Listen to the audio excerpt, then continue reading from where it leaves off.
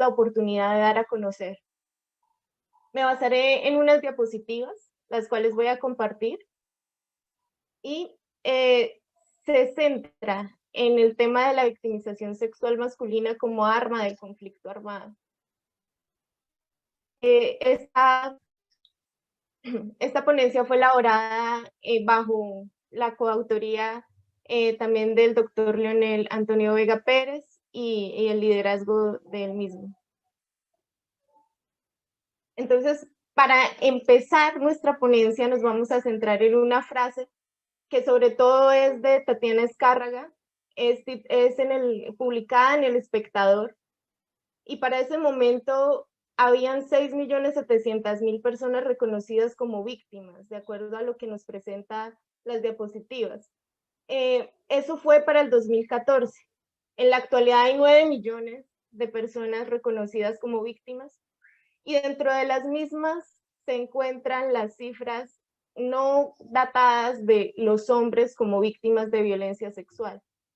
Para ese momento, en el año 2014, Tatiana Escárraga nos da a conocer una realidad de ausencia, tanto legislativa como también en partes dogmática o de parte social, y que hoy por hoy sigue vigente y que hoy por hoy se mantiene como una estadística prácticamente invisible, porque es muy poco lo que hay, tanto a nivel internacional como a nivel nacional.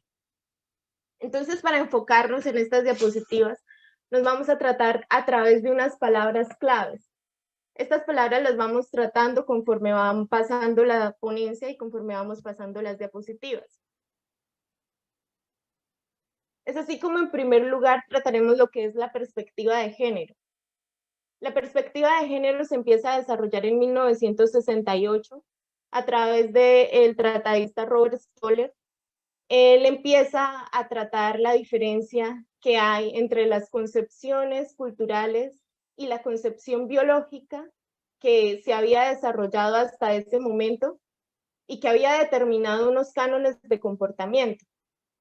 La perspectiva de género no es más que el análisis de la diferencia sexual y que además produce unas discriminaciones o produce una diferencia de trato frente a la concepción de hombre o mujer.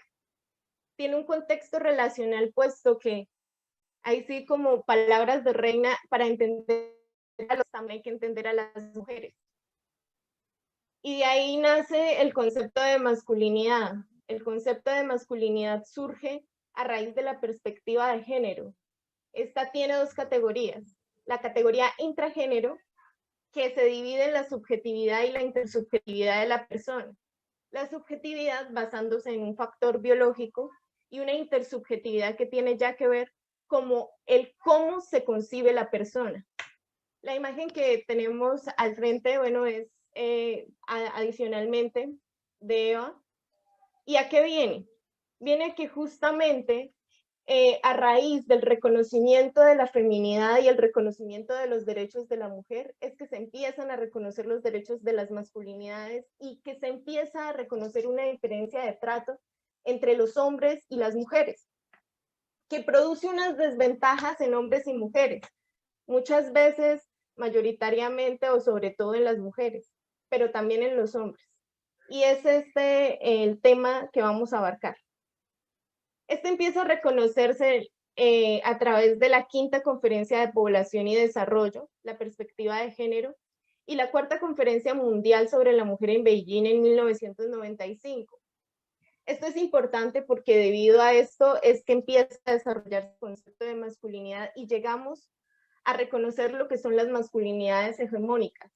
Las masculinidades hegemónicas no son más que un concepto sobre el hombre que debe permanecer culturalmente y que de alguna manera no está, por decirlo así, no cumplen estos parámetros personas con orientaciones sexuales diversas o con perspectivas sexuales diversas o identidad de género que no cumplen este canon de masculinidad. ¿Por qué es importante? Porque a través de la perspectiva de género vamos a entender que una realidad como lo es la violencia sexual se encuentra desprotegida en el caso de los hombres. Y se encuentra desprotegida debido justamente a estas concepciones culturales donde es el hombre el generalmente victimario, y lo vamos a estar estudiando alrededor de la historia, y la mujer, la víctima, en un contexto internacional y en un contexto nacional. Es así que vamos a tratar 3 puntos esenciales, que son los factores, ya sean las causalidades o los efectos de la victimización sexual masculina en el conflicto armado. En segundo lugar, ¿cuál es el desarrollo jurídico alrededor de la protección de la víctima sexual? En este caso lo vamos a tratar en 2 dimensiones, la dimensión internacional y la dimensión nacional. ¿Y cuál puede ser el tratamiento idóneo de reparación en la víctima? Para llegar finalmente a eso, en el contexto justamente del conflicto armado. Entonces partimos de una palabra clave que es la violencia sexual. ¿Qué es la violencia sexual? ¿Qué comprende la violencia sexual? La violencia sexual comprende tanto los actos como lo que conocemos como el acceso carnal violento o la violación, como también los actos sexuales abusivos o también los casos de esclavitud sexual. Y no siempre, a veces lo limitamos justamente al caso de las violaciones cuando no siempre es así. En el contexto del hombre tiene también unos componentes diferenciales que vamos a estudiar a continuación y que trata justamente de la pérdida del miembro o la emasculación o la castración, otro tipo de delitos alrededor justamente del hombre y que muy poco se ha documentado. Entonces, de ahí relacionamos la tortura, que comprende la violencia genital, o lo que mencionábamos hace un segundo, la emasculación, la castración y la esterilización y la humillación. A manera de ejemplo, decidimos poner el retrato, un retrato hecho por Richard Serra, bueno, no un retrato, más bien un recuadro artístico que nos muestra una realidad y es el caso de Abu Ghraib. Fue una prisión donde se encontraban personas iraníes que fueron víctimas por parte de soldados estadounidenses de diferentes tipos de casos de violencia sexual. No decidimos retratarlo, aunque hay diversas imágenes en diversas fuentes muy documentadas, muy serias en el tema, y a pesar de ello decidimos no hacerlo justamente por no hacer una revictimización de la víctima a través de la violencia simbólica, entendiendo la violencia simbólica como la emisión de mensajes, íconos o signos que transmiten y reproducen estas relaciones de dominación, que naturalizan la violencia. En parte, estas fotografías no se realizaron para documentar un caso de violencia sexual, se realizaron para burlar unas víctimas de violencia sexual. Y a raíz de eso se filtran estas fotografías y tenemos un retrato de lo que es la violencia sexual en los hombres. Un ejemplo de que esta realidad es más que un escrito o es más que una reproducción documental alejada de la realidad, sino que es más bien parte del mismo conflicto especialmente. ¿Cuál es la causa de la victimización sexual masculina? Bueno, en el caso de las mujeres tenemos 2 vertientes importantes frente a la búsqueda de poder y control territorial, esto concretamente en el conflicto armado. En las mujeres hay una tratadista que me parece importante señalarla, que es Camila Correa, la doctora Camila Correa, que además sería importante en el caso de las personas que deseen profundizar frente al tema de violencia de género, es muy recomendable porque realmente trata muy bien este tema y realmente lo ha desarrollado a través, digamos, de, por ejemplo, la figura de la legítima defensa en el área penal, y bueno, que no es tema en este momento, pero en el caso de ella nos habla de la victimización sexual femenina, en el caso de las mujeres, en el conflicto armado, que no tiene que ver con la búsqueda de poder y control territorial, sino que más bien ocurre de manera circunstancial. bueno, también hay otras fuentes muy importantes y también muy documentadas, que nos hablan de casos como en los Montes de María, donde se presentaba esta búsqueda de poder y control territorial a través de los paramilitares con las guerrillas, cuando habían estas confrontaciones armadas, y cuando de alguna manera se pensaba que esta mujer era de alguna forma pareja de uno de los miembros de la parte contraria. Entonces, ¿qué pasaba? Pues ocurría justamente esta victimización sexual como forma de ejercer control territorial. En el caso de los hombres es todavía mayor, porque en el caso de los hombres se acentúa esta jerarquía y se acentúa esta forma de dominación territorial donde mayoritariamente son los hombres los que lideran este tipo de casos de violencia, que es también una realidad y que también debe ser reconocido. Y se debe a diversos factores. En el caso de los heterosexuales, cuando la víctima es heterosexual, lo que se busca es la feminización del cuerpo o la prevención frente a la virilidad y la procreación. En este caso, frente a que no haya una mayor población, digamos. Y en el caso de los homosexuales, frente a la intolerancia de la orientación sexual diversa. Vamos a ver más adelante cómo en el conflicto armado colombiano resulta ser una forma para, por decirlo así, redireccionar la orientación sexual y para de alguna manera buscar que esta persona encuentre que lo que hace no es correcto de acuerdo a los cánones, y en este caso volvemos a tocar la perspectiva de género culturales, donde se reconocen los derechos y las jerarquías y los papeles o la concepción cultural dentro de los sexos.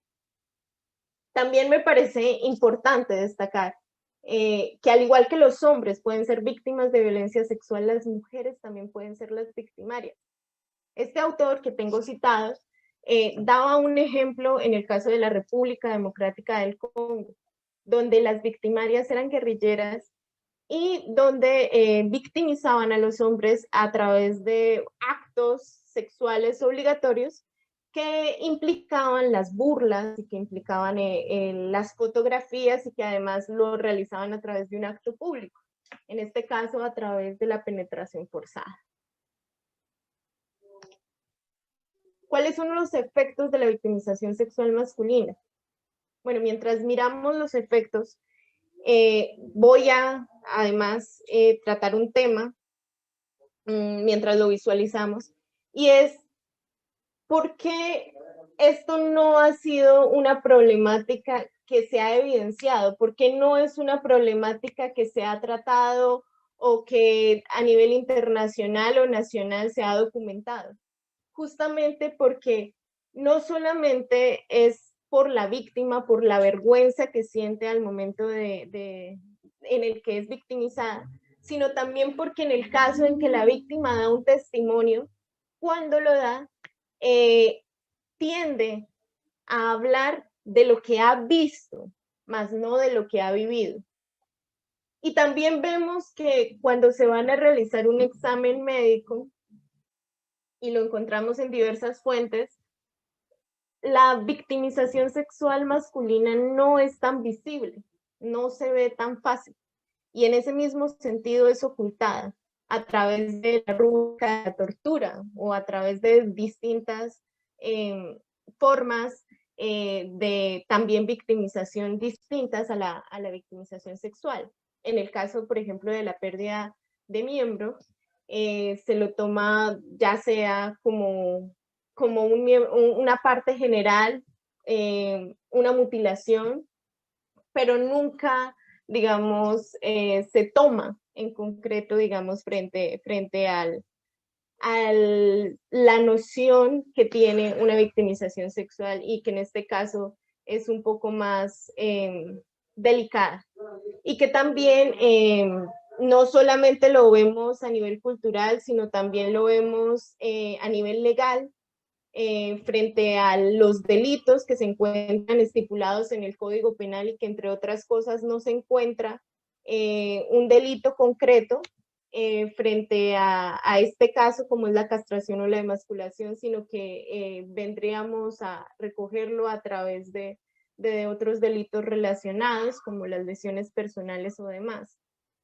No se trata justamente de realizar más populismo punitivo y crear más normatividades alrededor de la violencia sexual, pero sí se trata de hacer un reconocimiento justamente de esta problemática y que de alguna manera empecemos a visualizarla porque es una realidad y porque además otra de las problemáticas que aumentan esta es justamente la falta de reconocimiento legal y jurisprudencial en torno al mismo.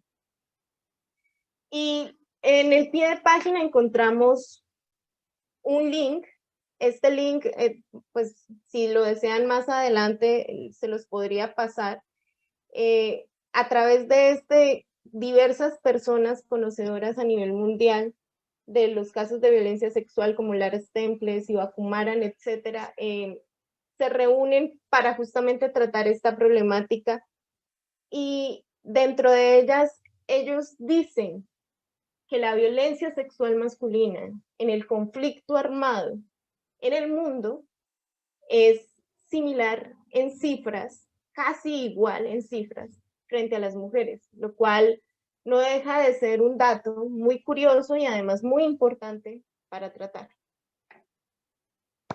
Dentro de las aplicaciones físicas, bueno, tenemos también unas muy parecidas en el caso también de los delitos sexuales en las mujeres, como las equimosis, las exoriaciones, los hematomas, el riesgo de ETS.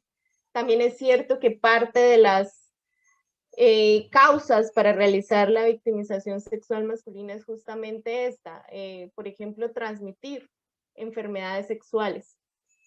En los hombres concretamente encontramos las dificultades en la erección, el dolor pélvico y bueno, las hemorragias, tétano, infecciones, retención en la orina, etc. A nivel moral, que es distinto a, digamos, a nivel psíquico, encontramos factores como la desintegración familiar, especialmente en los lazos afectivos. Hay una gran confusión, no solamente del entorno familiar, de la pareja, sino también de la víctima misma. Nosotros encontramos dentro de la documentación que cuando se realizan este tipo de delitos, muchas veces la víctima sufre una erección o una eyaculación producto de la violación. Esto no significa que sea un consentimiento, esto lo que significa es que es una reacción natural, una reacción fisiológica natural que muchas veces se confunde incluso por la misma víctima. También encontramos la pérdida de autoridad. Sabemos que en la gran mayoría de los casos los hombres son generalmente a nivel cultural las cabezas generalmente de las comunidades y los demás entornos sociales. Encontramos la estigmatización en los hombres también es parte de la victimización sexual masculina, tanto en los hombres heterosexuales como en los hombres homosexuales. En los hombres homosexuales está esa confusión frente a ser revictimizado, ese miedo a ser revictimizado y ese miedo a demostrar su orientación sexual diversa. El abuso de sustancias también es parte de la victimización sexual. Esto también es muy subjetivo, depende también del carácter de la persona, depende también del entorno de la persona, de los recursos económicos de la persona. La víctima de manera subjetiva a veces tiene que o puede sobrellevar un caso de violencia sexual a nivel individual, como también puede necesitar de un tratamiento psicológico, médico, y también dependiendo de las enfermedades físicas o de las secuelas físicas que deja estos casos de victimización sexual. Bueno, pasamos al siguiente punto, que es el conflicto armado, y el conflicto armado colombiano concretamente. En este punto vamos a tratar inicialmente, o vamos a recordar, que las mayores víctimas masculinas de victimización sexual son las personas con orientación sexual diversa, llámese homosexuales, llámese transexuales o demás población LGTBI. Y en ese sentido, tenemos que enfocarlo también en otra problemática, y es que se ha documentado a través de diversas organizaciones, como lo es Medicina Legal. En el año 2019 arrojó un dato muy curioso que, si me permiten, voy a leerlo, y es justamente frente a los casos de victimización sexual masculina en Colombia. Y es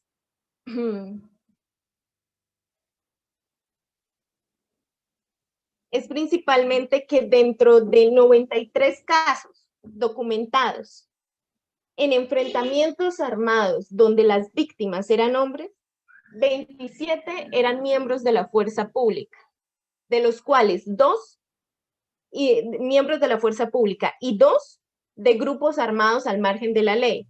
El resto de los datos que se encuentran arrojados por parte de Medicina Legal no tienen el origen, pero sí se sabe que es parte del enfrentamiento armado. Esto se relaciona con otros datos arrojados por Pinson, que fue en el 2009, y que habla de 24 casos adjudicados a la policía, 13 a las fuerzas militares, 10 a las FARC y 5 a otras guerrillas. Con esta información recolectada, elaboramos un mapa. Como sabemos, la mayoría de las víctimas, o bueno, no, es un nuevo aporte, la mayoría de las víctimas son civiles, también en el caso de violencia sexual.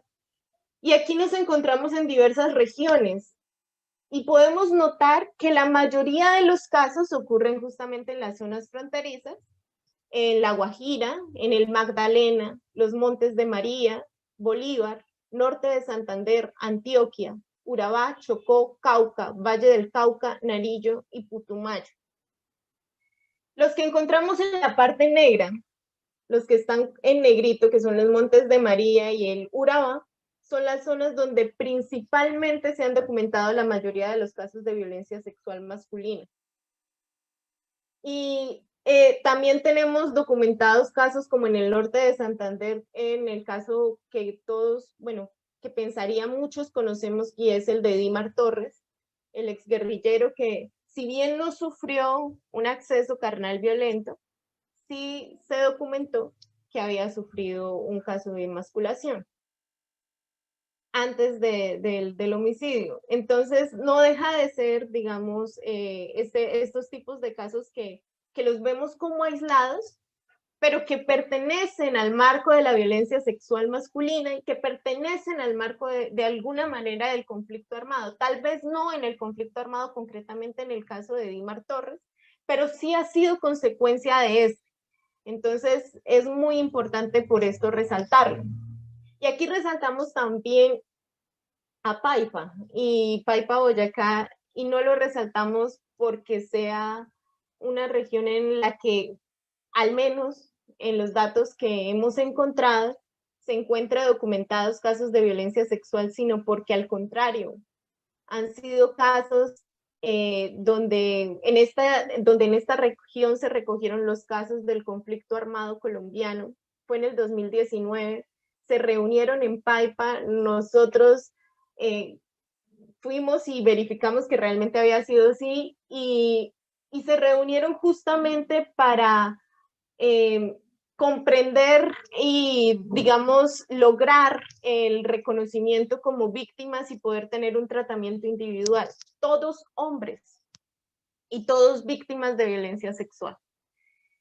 Y muy bonito porque, pues digamos, por el lado de que sea en Boyacá una parte donde esencialmente se ha contribuido no solo al reconocimiento de estas víctimas de conflicto poco reconocidas, sino también porque ha sido una contribución más en lo que es el proceso de paz, que comienza justamente desde el reconocimiento de la víctima.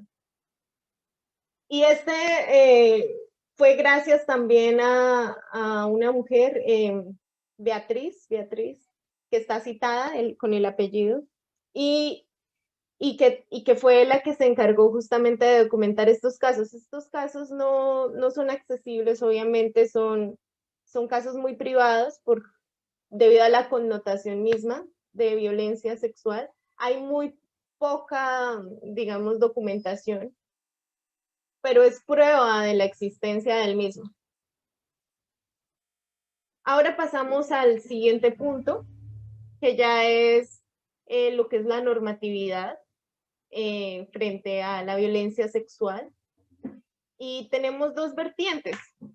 Está la parte internacional y el derecho interno. En el derecho internacional encontramos dentro del desarrollo jurídico un historial frente a este desde el derecho romano.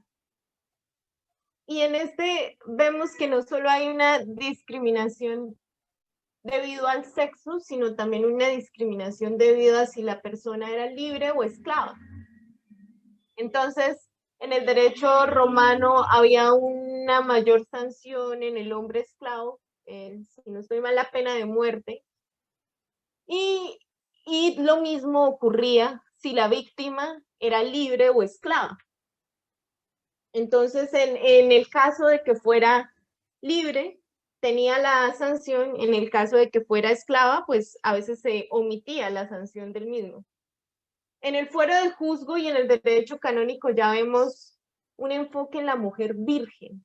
Entonces, ya el enfoque es si la víctima es virgen o es soltera o es casada o está comprometida.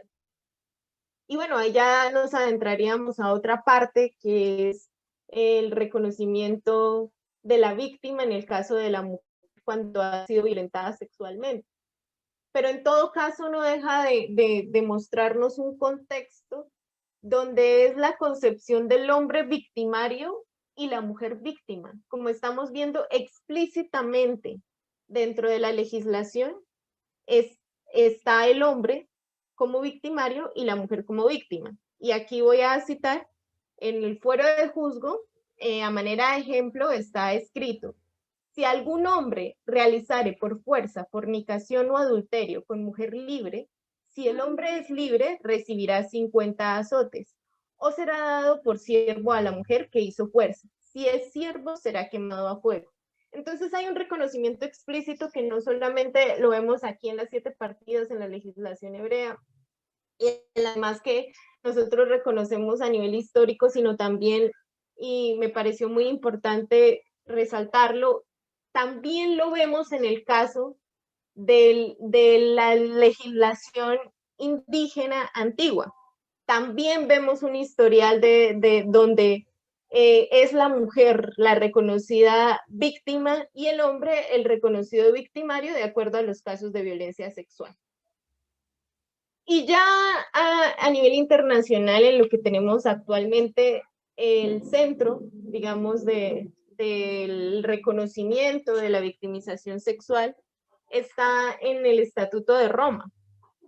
Y en el Estatuto de Roma encontramos en el artículo 18 que se reconoce la violencia sexual como un delito de doble connotación. La violencia sexual no solamente es un crimen de lesa humanidad, sino también es un crimen de guerra. Aunado a la mutilación también está reconocida como crimen de guerra. Y lo mismo por la Corte Penal Internacional, que ha ido desarrollando justamente estos delitos.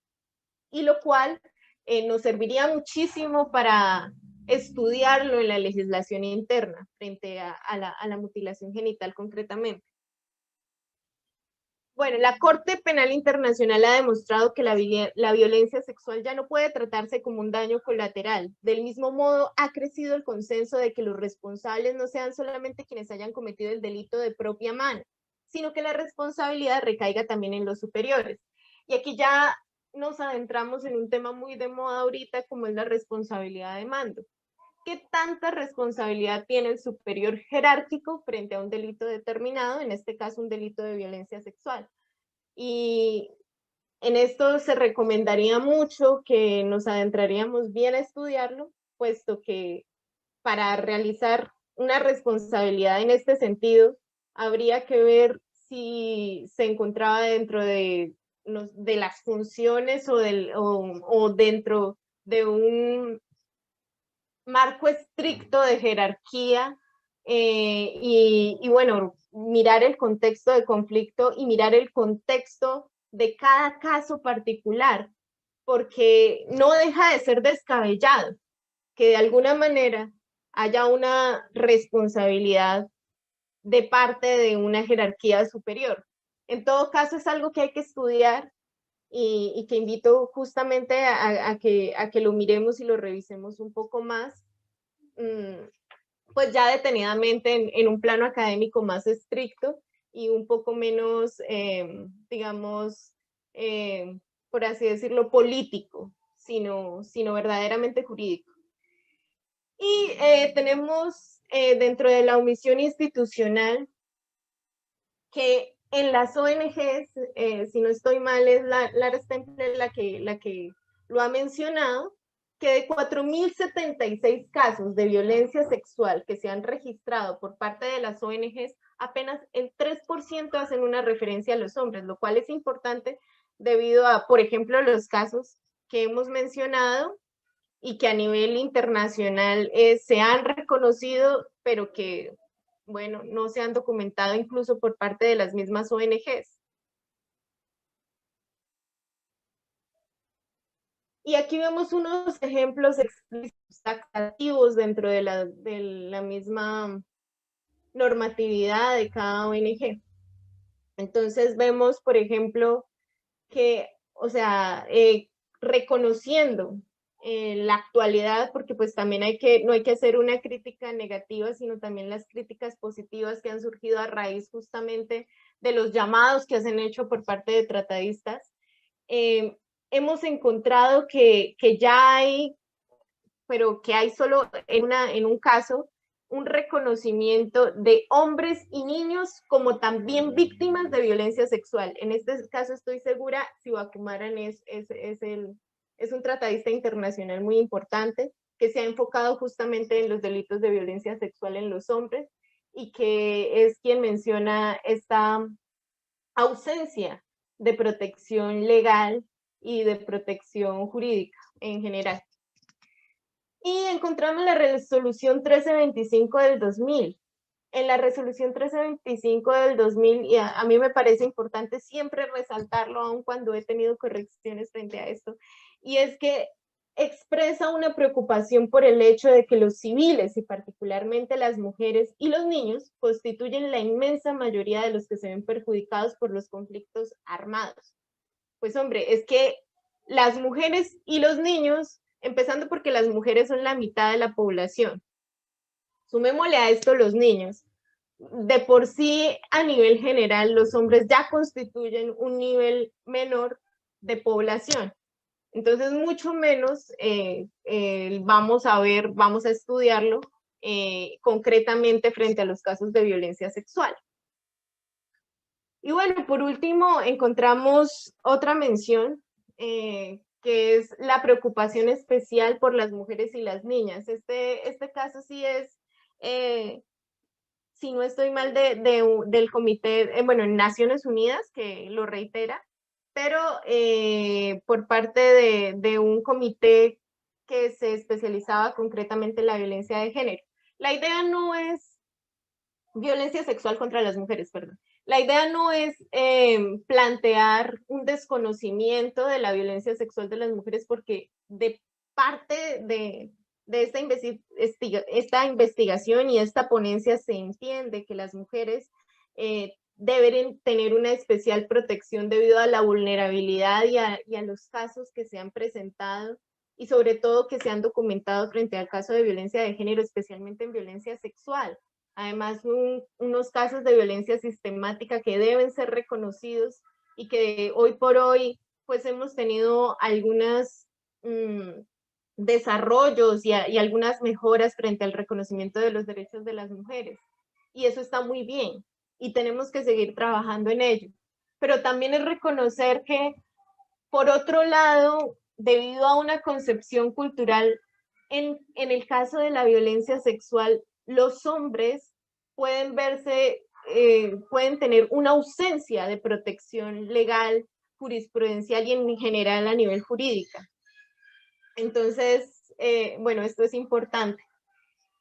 Y por el lado positivo podemos ver una organización que es la que encontramos en la parte superior del encabezado de las diapositivas.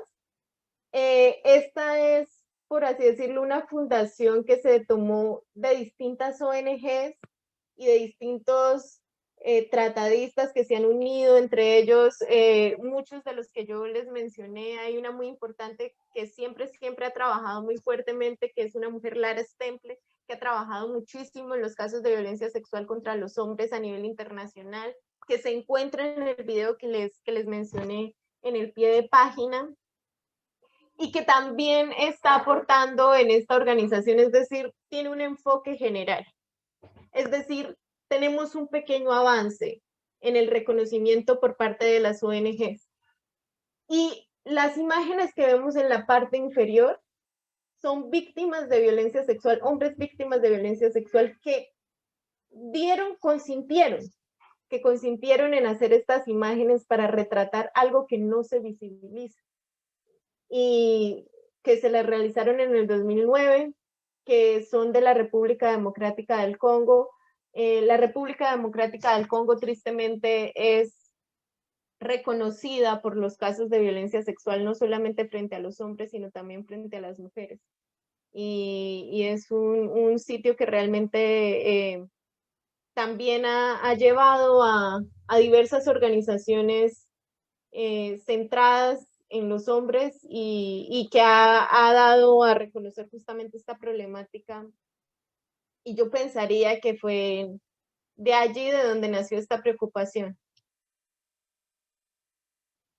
Bueno, como les mencionaba, dentro de la legislación interna, ya de por sí la historia nos mostraba unas poblaciones indígenas que de alguna manera ya tenían una concepción cultural del victimario y la víctima y frente a la violencia sexual como hombre y mujer. Entonces tenemos los cunas, los caribes y los incas. Si no estoy mal, esa cita es de Pavón. En todo caso, en el caso de las fuentes bibliográficas, tenemos no solamente la ponencia que presentaremos como artículo, sino también otro artículo adicional que, bueno, podría compartir más adelante y que de alguna manera tiene las fuentes. No lo hago tanto por promocionar el artículo o la ponencia misma, sino para que se revisen las fuentes, porque es importante saber de dónde estamos sacando la información, porque es importante saber que sea una fuente confiable, porque es importante que empecemos a reconocer que a través de estas fuentes confiables veamos que hay una realidad y que hay un desconocimiento, y en este caso de una victimización. Y tenemos un marco historial normativo a nivel interno, como es el Código Penal de Nueva Granada, el Código Penal de 1936, el Código Penal actual, la Ley de Víctimas y la Ley 1719 de 2014. La Ley de Víctimas habla de la carga probatoria esencialmente frente a que no sea la víctima quien tenga que sobrellevarla, que no tenga que ser ella, sino en este caso, pues aquí vendría como una colisión contra la presunción de inocencia, pero en todo caso es muy llamativo, y es que la víctima no tiene que llevar la carga probatoria. Y la ley 1719 de 2014, que introduce nuevos tipos penales, que ya es concretamente la esterilización y la desnudez forzada. Esto es muy importante. Como también es importante ver que en la realidad, por parte de fundaciones muy serias de violencia sexual, también se ha visto que aun cuando hay este marco legislativo frente a los casos de violencia sexual, pues todavía la carga probatoria sigue siendo de la víctima, en la gran mayoría de los casos de la mujer. Y la jurisprudencia que encontramos que se relaciona, vimos una jurisprudencia del Consejo de Estado, que es el que enfáticamente dice los hombres, las mujeres y los niños, hace un reconocimiento de la violencia sexual de los hombres, las mujeres y los niños, lo cual es muy importante. Y también vemos la Corte Suprema de Justicia, que habla de la violencia sexual en la medida que no necesita el ejercicio de la fuerza física para someter a la víctima a una relación sexual no consentida. Yo creo que este también es uno de los temas que hemos estado tratando últimamente y que, bueno, hemos tratado por temas que no son muy, por así decirlo, no nos llena de orgullo, pero de alguna forma nos ha servido para entender, incluso a mí, que la violencia sexual no tiene necesariamente que implicar la fuerza, sino que con el hecho de que no sea consentida se está ejerciendo un marco de violencia. Y esto ha sido reconocido a nivel jurisprudencial y es necesario que en la práctica empiece a reconocerse, más allá de la dosificación punitiva, más allá de crear un marco garantista o populista frente al delito, sino es entender justamente lo que implica la violencia sexual. Y el Consejo de Estado también ha hecho un importante desarrollo frente a la reparación integral. Bueno, entiendo que se está por acabarse el tiempo, pareciera. Bueno, la Corte Constitucional también ha hecho un desarrollo frente a este tema. Lo ha realizado, digamos, de acuerdo a la necesidad del acceso al alojamiento y a la alimentación frente a las víctimas sexuales, los estereotipos de género, la protección especial de defensores de derechos humanos. Bueno, esto frente a los delitos de lesa humanidad, la sostenibilidad fiscal, en este caso que las víctimas, o sea, que de alguna manera al momento de reparar a las víctimas se tenga también en cuenta los recursos estatales, pero prevaleciendo el derecho de la reparación integral de la víctima sobre el Estado, sobre la parte financiera del Estado. Y bueno, la afectación de las personas diferente a la víctima directa. Bueno, en este caso que no solamente es quien recibe la violencia sexual, sino también los familiares, las parejas, como veíamos, también pueden verse vulneradas y también pueden ser unas víctimas indirectas y son reconocidas como las mismas a través de la Corte Constitucional. Yo pensaría que la sentencia central de la Corte Constitucional frente a estos delitos de violencia sexual es la sentencia T418-2015. Y en esto también establece un enfoque diferencial, se reconoce la vulnerabilidad especial de la mujer, que de por sí no se niega, sino en cierta medida, cuando se habla de reconocer la otredad, significa desarrollarla, es justamente esto, es justamente que a través de estos reconocimientos vayamos avanzando un poco más en los reconocimientos y empecemos a desarrollar una teoría más centrada en la realidad. Y la formación a los funcionarios que está a través del Auto 009 de 2015. Esto frente a los casos de violencia sexual establece algo muy importante, y es que los funcionarios deben tener la sensibilidad para tratar los casos de violencia sexual. Y bueno, por último, tenemos en la JEP los tratamientos especiales que surgen justamente de estos casos de violencia sexual. Es algo que poco se ha documentado. En la JEP tenemos un enfoque de género, tenemos una comisión de género que está recién creada. También vemos que la competencia en los casos de violencia sexual está en el Tribunal del Paz, debido a que se trata de un delito de lesa humanidad y un crimen de guerra, y debido a esto la competencia radica en él.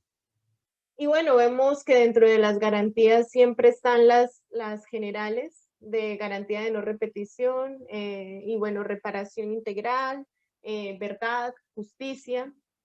Y bueno, que también frente a estos delitos, pues no deja de haber unos tratamientos especiales y unas condiciones que hay que entender bajo el marco de una jurisdicción especial, que como tal se trata de un conflicto armado y que más allá de materializar una paz, se trata de un proceso que lleva tiempo y bueno, que todavía nos falta bastante, que hemos visto muchos vacíos que de por sí ya varios ponentes pues han explicado un poco, pero que pues de alguna manera estamos dándole la oportunidad de continuar y que hasta ahora no lleva mucho debido y que ha adelantado también mucho de lo poco que ha llevado. Hay muchos vacíos, pero yo creo que se puede continuar desarrollando. Reflexiones. Toda la Constitución Federal Alemana está orientada al derecho internacional para garantizar que no surja ninguna agresión de Alemania nunca más. El reconocimiento de la verdad es importante para el reconocimiento de los demás derechos de manera independiente a qué tanta justicia y digamos al marco de justicia que se le dé. Obviamente se tratará de priorizar a las víctimas, pero este reconocimiento es muy importante. Y entre otras cosas, bueno, que empecemos a desarrollar, a estudiar y a ver un poco más allá de lo que está establecido. Porque lo que está establecido, bueno, es algo que podemos seguir repitiendo, pero como estudiantes, porque seguimos siendo estudiantes de manera independiente a la condición que tengamos y más si nos comprometemos con el área del derecho, tenemos que propender justamente por esto y tratar de mirar las realidades y adaptarnos a ellas. Doctora Daniela, muchas gracias. No tenemos tiempo para las preguntas. El tema que usted acaba de exponer suscitó muchísimas inquietudes. La invitamos a que vean el chat y que de pronto las pueda dar solución o respuesta a estas inquietudes en las memorias que queden de este evento. Damos paso entonces a la siguiente conferencia programada en la tarde de hoy. El nombre: Evaluación del Gobierno de Izquierdas en España. La conferencista, la doctora Maite Parejo. La doctora Maite Parejo Sousa es abogada ejerciente especializada en Derecho Penal y Derechos Humanos, en Derecho Penal Internacional y Jurisdicción Universal. Actualmente es socia del despacho de abogados Mayo Legal. En el ámbito de la